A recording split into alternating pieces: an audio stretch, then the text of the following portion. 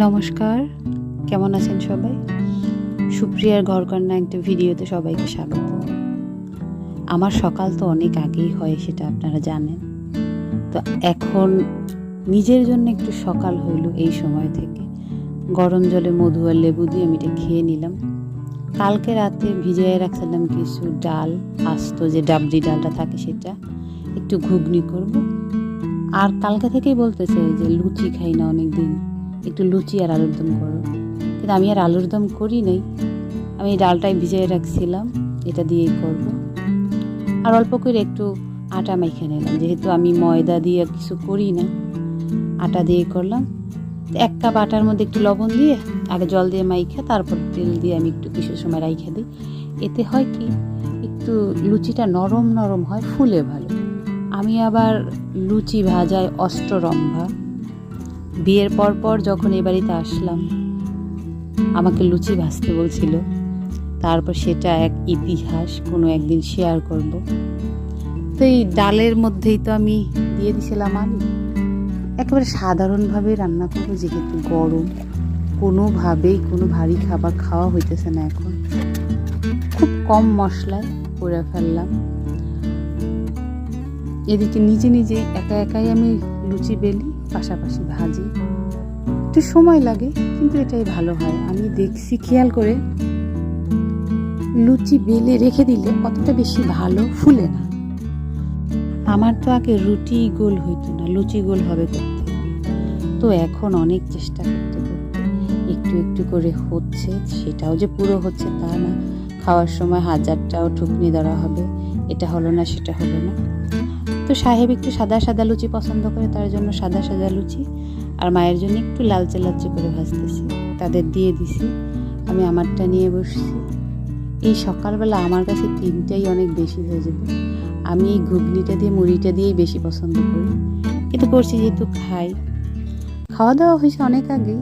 এই একটা ফ্যান, এটা এতদিনের কোনো যত্ন ছিল না, এখন খুবই আমার প্রয়োজন হয়ে গেছে। কারণ হইতেছে রান্নাঘরটা এত বেশি গরম, তো আমাকে তো কেউ করে দেবে না, নিজের কাজটা আমি নিজেই করি। এই হচ্ছে আমার ফ্যানের ফাইনাল চেহারা। আমি চাইছিলাম একটু সাবান দিয়ে ফ্যান মানে জল দিয়ে ধুয়ে ফেলতে, কিন্তু এরপরে এটার কী অবস্থা হবে তা তো আর জানি। কিন্তু যেটুকু হয়েছে আমার হয়ে যাবে। এই ফ্যানটার বাতাস খুবই ঠান্ডা, এখন একটু শান্তি পাবো আমি এই ঘরে। আমার গাছে তো কিছু টমেটো হয়েছে, আর এই মরিচ গাছটা মরিচ হয়েছে, কিন্তু পাশের একটা ডালা কি ভেঙে গেল নাকি মরে যাচ্ছে বুঝতেছি না। মরিচ ভালোই হয়েছে। আর এই টমেটোগুলো এখন তুলে নেব। সবগুলো একসাথে করার পরে এরকম অবস্থা। আমি ছোট বড় সব তুলে ফেলছি, আর দরকার নেই। পোকা এত পরিমাণে খেয়ে ফেলে। আর একটা উৎসেও নিয়ে আসছে। একটা আপুর ভিডিও দেখতেছিলাম, উনি কাবাব করছিল টুনা মাছের, কিন্তু আমি তো টুনা মাছ কোথায় পাবো? আমার ঘরে যে মাছ ছিল সেই মাছ দিয়েই আমি কাবাব বানাইতেছি। আলু আর একটু পাঙাশ মাছ সিদ্ধ করে নিয়েছি। এটা কাটা ছাড়া মাছ হলে সব থেকে ভালো হয়। আর ঘরে যে বেসিক মশলা, সেই মশলাগুলো দিয়েই করতেছি, পেঁয়াজ রসুন ছাড়া। আমি এটা আগেও একবার করছিলাম, কিন্তু ওনার ভিডিওটা দেখার পরে আমার প্রচণ্ড পরিমাণে লোভনীয় লাগলো, তাই আমিও সেটা তৈরি করলাম। আমি কার কথা বলতেছি 100% শিওর উনি আমার ভিডিওটা দেখবেন এবং বুঝে যাবেন যে আমি ওনার ভিডিওটা দেখেই এটা বানাইছি। ওনারটা আরও ভালো হয়েছে, কারণ পেঁয়াজ রসুন টুনা মাছ দেওয়া ছিল, তার স্বাদই আলাদা। আমি সবগুলো কাবাব গড়ে একটা ট্রেতে করে ডিপ ফ্রিজে রেখে দিছি। কম হলে 5-6 ঘন্টা রাখলে এটা সেট হবে। আর এই জায়গাটা না, মানে যে জায়গাটা সবসময় বেশি ব্যবহার হয় সেই জায়গাটা কিন্তু সব থেকে বেশি অগোছালো হয়। তো আমার এই জায়গাটা খুব বেশি অগোছালো, আমি এইটা একটু গুছিয়ে নিতেছি। আর এত বেশি বালি পড়ে এই জায়গাটায়, শুধু এই জায়গাটা নয়, বেশ কিছু জায়গায় বালি পড়ে, কারণ ওয়ালগুলো তো ড্যাম হয়ে গেছে, ওইখান থেকে ঝুরঝুর করে বালিগুলো পড়ে। শুধু এই বাড়ি তো না, এখানকার ম্যাক্সিমাম বাড়ি যেগুলো পুরনো বাড়ি সবগুলোকে এই অবস্থা। এখানকার বালি নাকি ভালো না, এটা বলে। আমি আসলে এত কিছু বুঝি না, তো আমার আর তো এগুলো নিয়ে কোনো লেনা দেনা নেই। এই ঘড়িটা আমি আসার পর থেকে দেখতেছি বন্ধ। এই ঘড়িটাকে এইবার চালাইতে হবে। তো একটা ব্যাটারি এটার মধ্যে ভরতে হবে। আর যে সবার ঘরে ঘরেই এখন স্যালাইন তো আছেই, তা আমি শুনলাম যে স্যালাইনের নাকি দাম বেড়ে গেছে, সবাই কিনছে। কি দেশ আমাদের, একটু কিছুর টানাটানি হইলেই সেটা দাম বাড়াইয়া দেয়। এই টিভির এই জায়গাটা ইদানিং মা বলতেছে যে আমি সবসময় ক্লিন করব, কিন্তু ওনার তো আর ওইভাবে হয় না, উনি উপর উপর দিয়ে যতটুকু করে। তো আমার এই মানি প্ল্যান্টটা খুব ভালো গ্রো করছে।